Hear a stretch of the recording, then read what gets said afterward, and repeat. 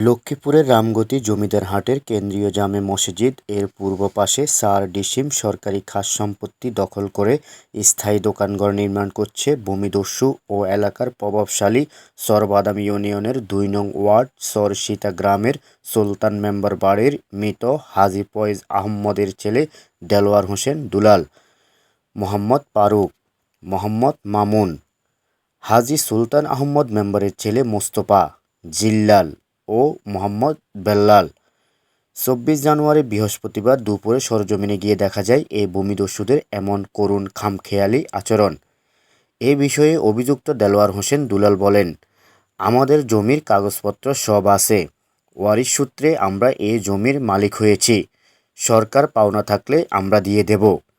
রামগতি উপজেলার সহকারী কমিশনার ভূমি জন্টু বিকাশ সাকমা বলেন, সরকারি খাস সম্পত্তি দখল করছে এমনটি জেনেছি, বিষয়টি খতিয়ে দেখা হবে। রাশেদ হোসেন, স্টাফ রিপোর্টার, বৈশাখী নিউজ, লক্ষ্মীপুর।